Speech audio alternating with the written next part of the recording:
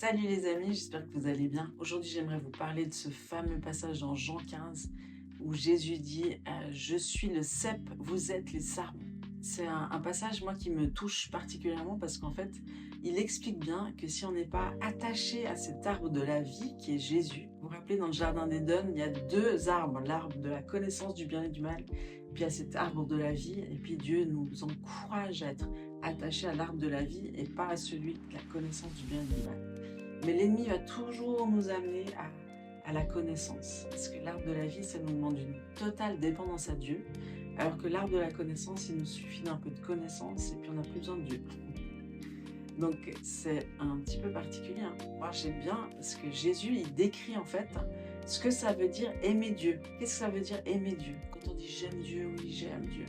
Bon déjà, il y en a qui déclarent, qui disent je suis catholique non pratiquant.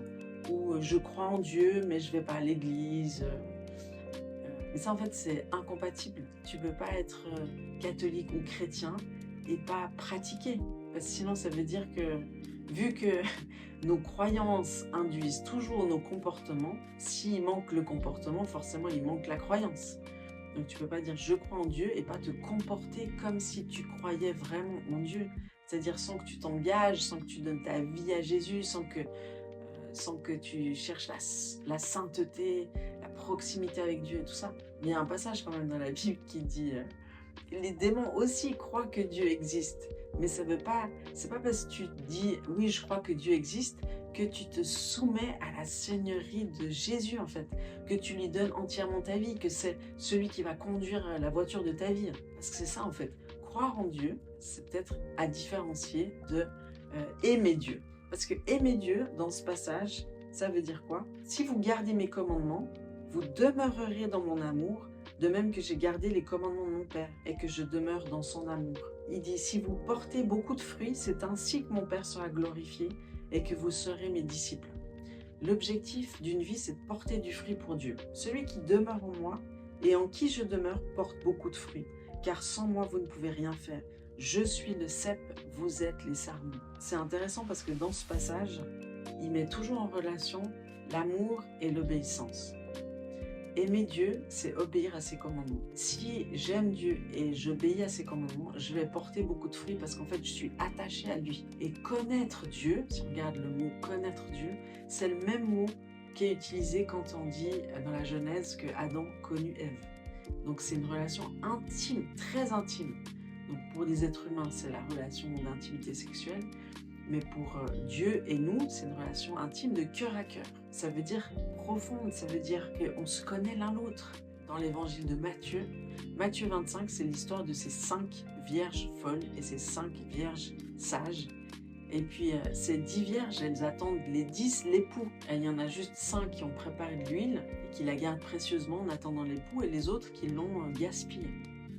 Et puis l'huile, ça symbolise aussi cette intimité qu'on travaille, qu'on renouvelle, où on n'est pas là en train d'attendre passivement, mais on attend activement, dans l'expectative, dans la relation intime avec Dieu. Donc c'est ça qui donne cette huile, c'est ça qui nourrit l'amour, c'est ça qui fait qu'on demeure en Dieu, et c'est que dans cette situation en fait qu'on peut porter du fruit. Et l'objectif d'une vie, c'est de porter du fruit pour le Père.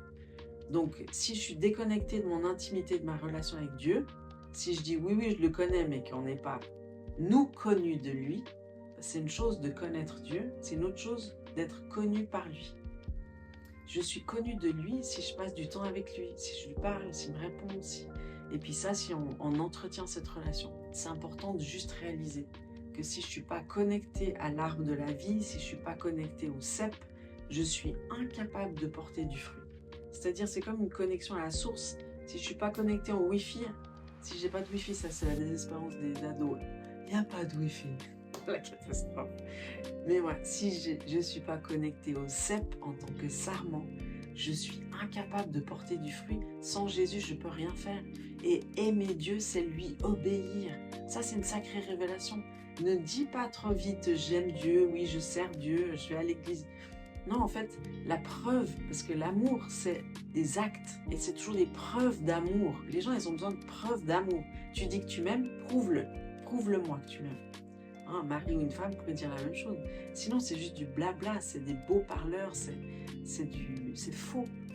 Donc la vérité, elle se trouve dans l'action, entre les œuvres et la grâce. En fait, l'un découle de l'autre. Si tu aimes Dieu, tu vas lui obéir. Et puis, ta vie va le montrer, le prouver. Et des fois, il vaut mieux agir plutôt que parler. Parce que tu sais que autour de toi, les gens qui ne croient pas en Jésus, ils t'observent. Et s'ils voient Dieu à travers toi, ils vont croire en Dieu. Et si tu parles de Dieu et ils ne voient pas Dieu à travers toi, ça va encore plus les détourner de Dieu. Donc notre responsabilité, elle est grande en fait. Notre responsabilité, elle est grande parce qu'on est responsable de manifester qui est Dieu autour de nous. Pour que ceux qui le cherchent, ils observent les chrétiens et se disent « Est-ce que je vais voir Dieu dans ces personnes-là » C'est ça qu'ils cherchent.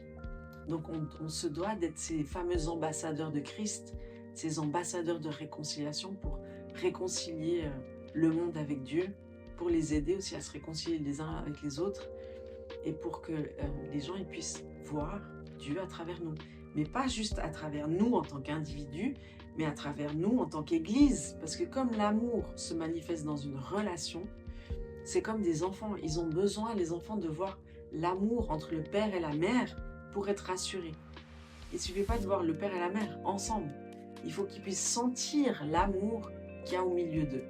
Et le monde, en parallèle, ils ont besoin de voir dans l'Église qu'il y a de l'amour au milieu de nous.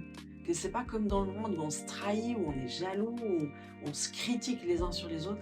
Ils ont besoin de voir qu'il y a une différence dans l'Église. Dans l'Église, on se célèbre l'un l'autre, on s'accueille l'un l'autre, on s'encourage l'un l'autre, on partage nos ressources les uns avec les autres. Et là, le monde saura que Dieu existe parce qu'ils vont le voir à travers le corps de Christ, pas juste à travers un individu. Ça ne suffit pas un individu. C'est comme les gens, ils ont tellement besoin de voir, de retrouver l'espérance, de voir des couples qui fonctionnent bien, de voir des familles en santé. Le monde aspire à voir la preuve que Dieu existe. Et c'est à travers ta vie, à travers ta famille, ton couple, tes relations, tes amis, c'est là qu'ils pourront avoir la preuve que Dieu existe. Aimer Dieu, c'est juste le dire, ben non, c'est le faire, c'est le manifester. Et puis aimer Dieu, c'est obéir à ses commandements. Et c'est clairement dit dans tout l'évangile de Jean au chapitre 15. Donc voilà, je t'encourage à relire ce chapitre et puis à te nourrir de la parole le plus souvent possible parce que c'est une vraie nourriture. N'hésite pas à t'abonner à ma chaîne si tu veux voir plein de sujets différents que je peux aborder, un petit peu psycho, un petit peu spirituel, un petit peu relationnel, un petit peu familial, un petit peu avec des enfants, un petit peu de couple. Donc voilà, n'hésite pas à t'abonner, comme ça tu ne manqueras aucune vidéo qui sort. Et puis je te bénis aujourd'hui, toi, ton couple, ta famille et tout ce que tu vas toucher aujourd'hui, tes amis, si tu es célibataire. Je veux aussi célébrer ton célibat. À tout bientôt. Ciao.